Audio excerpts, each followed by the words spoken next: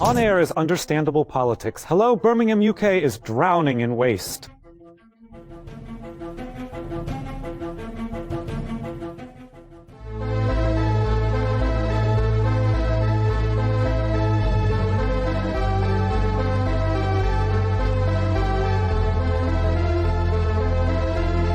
Tens of thousands of tons of garbage have piled up on the streets of one of Britain's largest cities.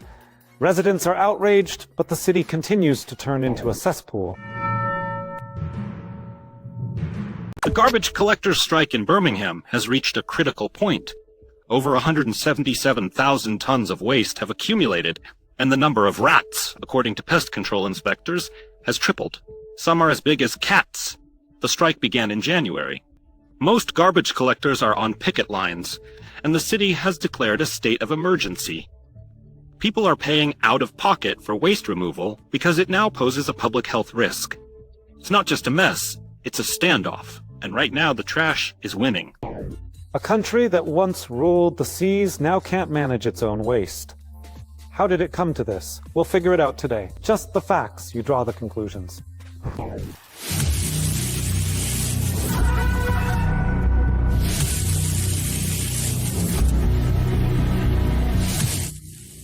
Hi, welcome to England's second city.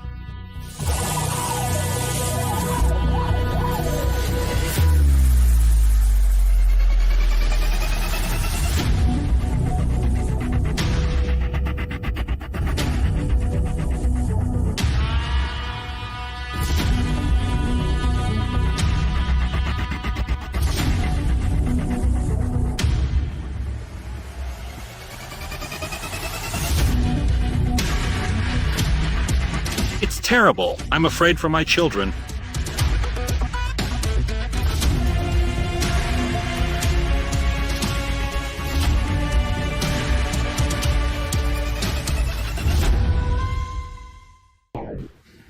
Considering that 21,000 tons of garbage have reportedly accumulated on our street, by what date does the council think they can reduce the piles and the rat population? This is not a sketch. One protester arrived at Birmingham City Hall in a rat costume.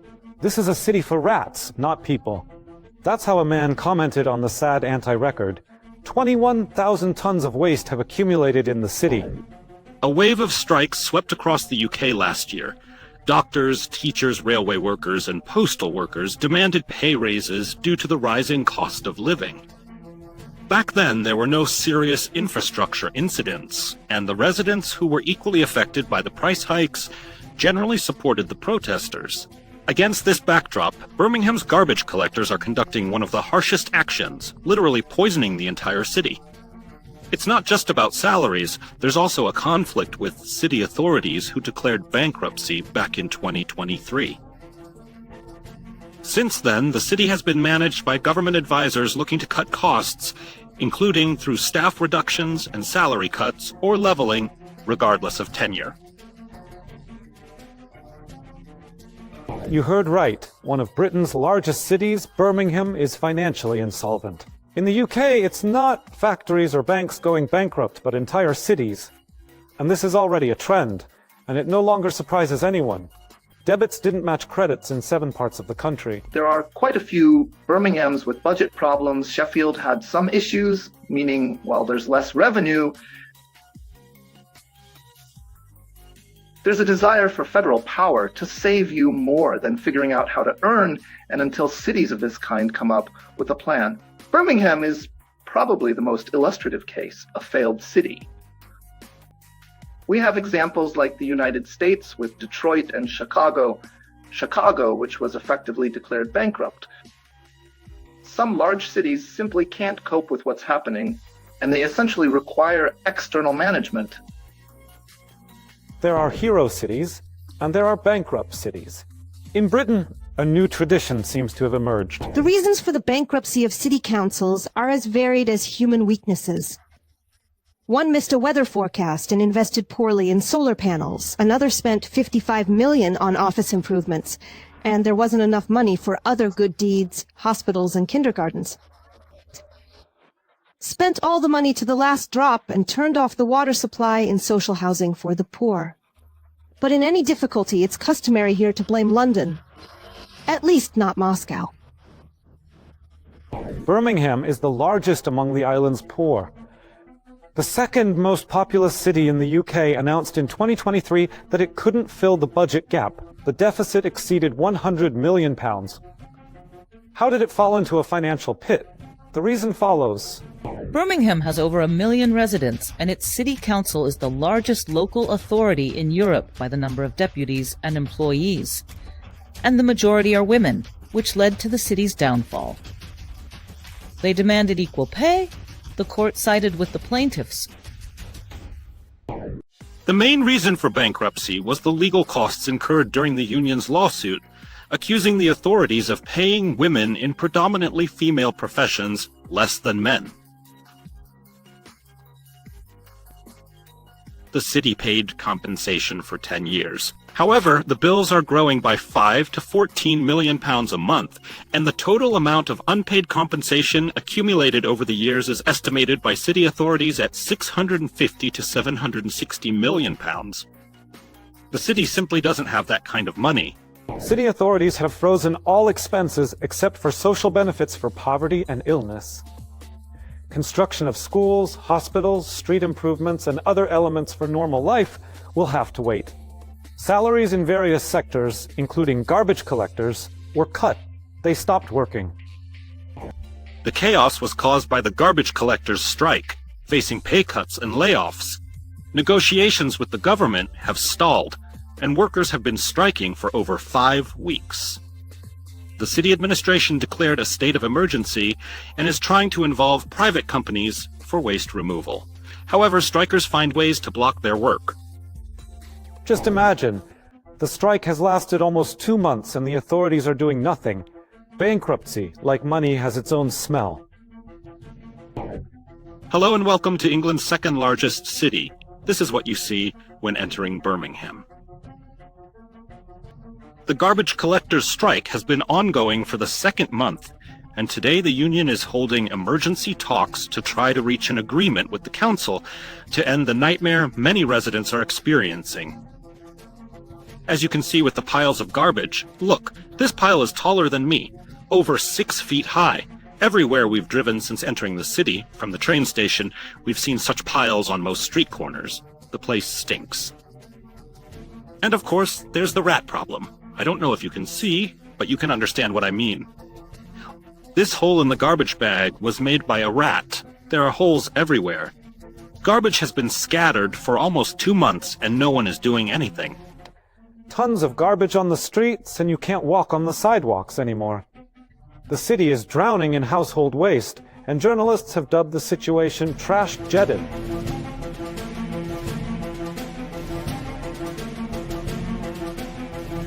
Typically, in large English cities, waste from home containers is collected by special services once a week in 2 rounds, recyclable and regular. Birmingham residents have stopped receiving both. Now the entrances to British homes increasingly resemble a giant dump.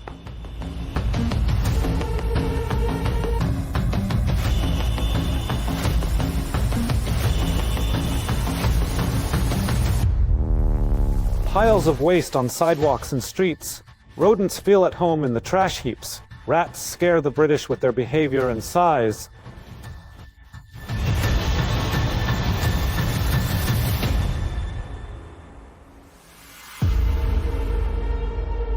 While the British were preparing to fight Russia, they were occupied by rats.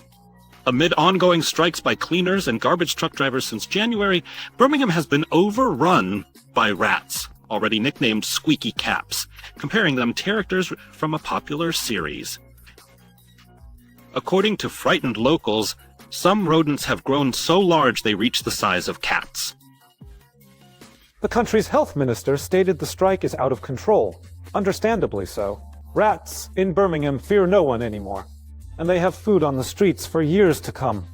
Where there are rodents, there are many diseases. The British Daily Mail calls the situation an ecological disaster, and the rats the new masters of the city. As rat catcher, William Timms said, there will be even more rodents.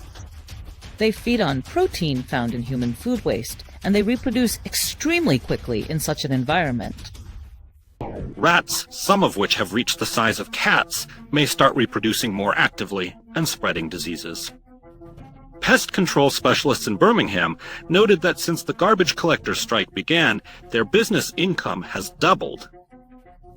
Hordes of rodents feast right on the street, a buffet for them in any alley. Local residents are outraged, but besides the uninvited tailed neighbors, no one else pays attention to the trash. Meanwhile, as city residents note, the Birmingham Council only exacerbates the problem.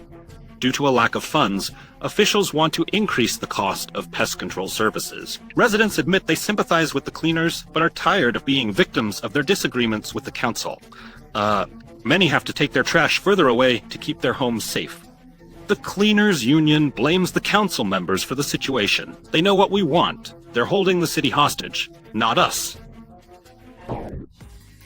Today you have to stand at the dump. They're overflowing, buddy. I came here early, but the problem is you need to book an entry.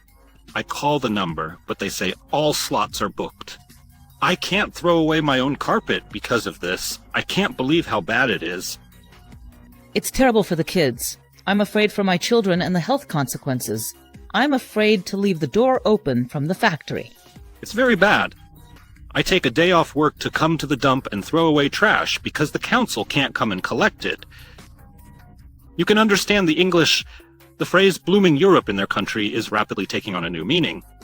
Britain is buried in trash where rats breed actively, crowds of homeless people rummage, and it smells terrible.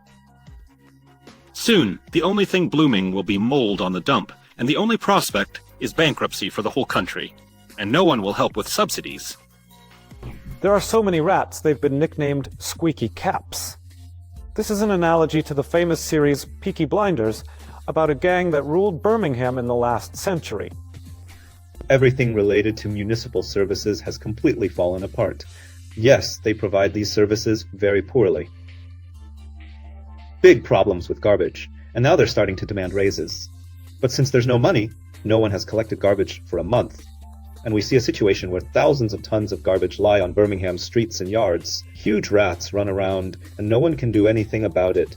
Some people, of course, organize themselves and hire private garbage collectors. But that's the most that can be done in this situation.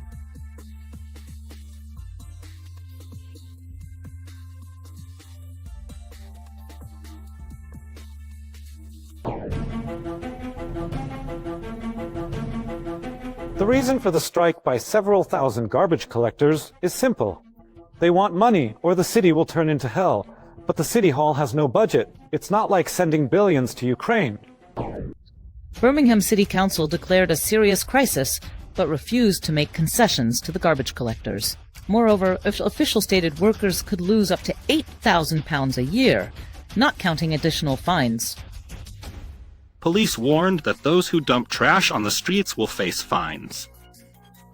Residents responded that they are willing to pay just to get rid of the waste attracting rats, cockroaches, seagulls, cats, and foxes, which tear open the bags, worsening the situation. City resident Stephen Reeves said that since the beginning of the year, he has had to take his trash to the dump himself and is considering stopping his council tax payments. This is a district or city tax used by authorities for public improvements. Apparently, Reeves is not alone in this thinking, as Birmingham authorities issued a special warning. Paying council tax is a legal obligation. Moreover, it is used not only for waste removal, but also for other public services. Downing Street has been observing the conflict between the City Council and the Refuse Workers Union for almost a month. The most blunt solution was devised, sending troops to Birmingham to clear the mess resulting from their green hypocrisy. The residents of the UK are in shock. The battle with waste is becoming a task for the British Army. There is increasing mockery in society. In the UK, the army was sent to fight rats and garbage. British television can't understand how their country reached this point. In Birmingham, the situation is dire, a public health crisis, with rats the size of cats. But the army is only there to assist with logistics. Let me tell you the rule for calling in the army. It was introduced for the army to suppress civil unrest. Lord Danat, former head of the British Army, warned about the dangers of using soldiers. And let's face it, We live in a very unstable world. You know, these soldiers might be needed elsewhere. But using soldiers for garbage collection, both the government and the army noted that soldiers will actually be involved in logistics. They are good organizers and will transport about 17,000 tons of waste. And it's a real mess. That's why the government rushed to make some adjustments in the information field. A cabinet representative stated that only a small number of military personnel with operational planning experience were provided to Birmingham City Council to offer further support in this area. In simple terms, the British Army is rushing to help its people, but will be sitting in offices in front of computers and not digging through the smelly waste dumped by the British right at their feet. As is often the case, Birmingham drowning in filth is just the tip of the iceberg, where the entire system has rotted through to the waste. There used to be a joke in the USSR. The West is of course decaying, but it smells nice. Now folk creativity takes on a different shade. But the problem itself is of course deeper. As we said a couple of years ago, Birmingham, the largest industrial center in the UK, filed for bankruptcy. The situation there began to be compared to American Detroit. Birmingham, which experienced its brightest years of glory in the 70s, has recently become a symbol of corruption and mismanagement.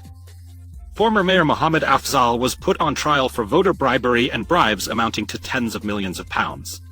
Birmingham was finished off in 2023 by a union lawsuit against the city council for discrimination amounting to £300 million. Birmingham's debt today is over £3 billion sterling. Last year, authorities reduced evening lighting, garbage collection became bi-weekly, and illegal immigrants began actively, literally displacing the white population. In 2024, a big scandal occurred. In Birmingham's central Alum Rock area, signs saying "No whites allowed" began appearing on buildings. According to the latest survey, only 48.6% of residents could identify as white. A vivid example of British humor. In the last century, Birmingham was called Black Country due to smog and soot. Today, the name remains. The reason, as you understand, different. The city has changed significantly over the last 50 years. The ethnic composition too, if earlier, in the mid-20th century, the city was 85 to 90% white English, now the share of white English is around 40 to 35%, and there are areas where it's 15%, even 10%. Therefore, of course, Birmingham in the 1920s, even in the 1960s, is not the same city. Another stigma was attached to the city in 2017. 52-year-old Khalid Massoud drove into a crowd on Westminster Bridge in London. Then he stabbed a policeman. The authorities tracked him down. He came from our hero city, entered illegally. The British came to hate the once industrial center, dubbing it the Birmingham Caliphate. In 2022, another scandal erupted. The fact is, Birmingham has historically been controlled by the Labour Party, and in a published report on the city's authorities' activities, it emerged that they were all racists. A source in Birmingham's Labour Party who wished to remain anonymous said, "I ended up in tears reading this report, because this is not my city, this is not my party, but unfortunately, this is what's happening."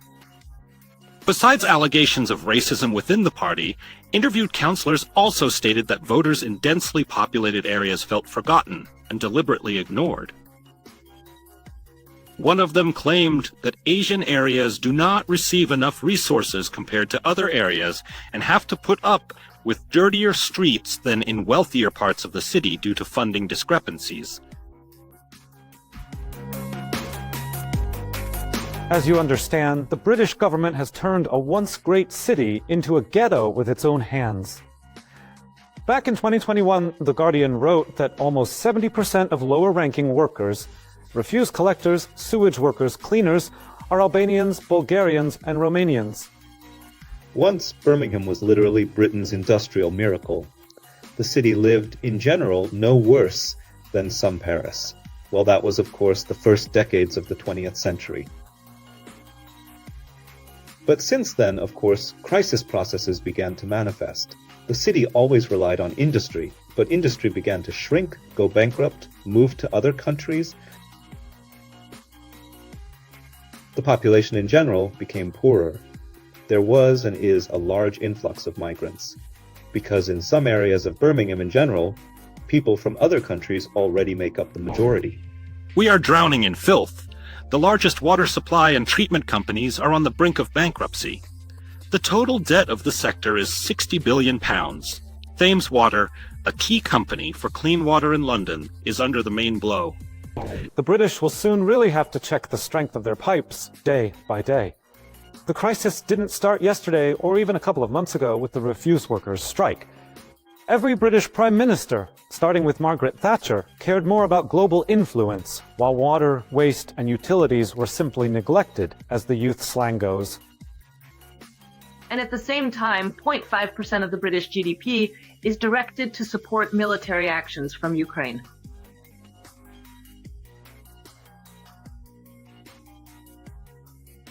According to international analysts, this money would be enough to pay salaries to street cleaners in Birmingham, doctors and teachers, and to poison the rats that have overrun the streets of the UK's second largest city.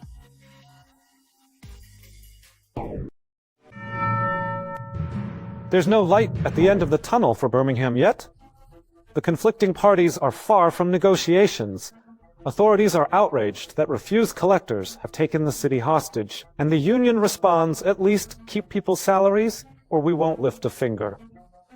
While Birmingham is increasingly turning into a cesspool, London is not planning to help the city. They say your debts, your problems. The capital has enough concerns on the big geopolitical map. Goodbye.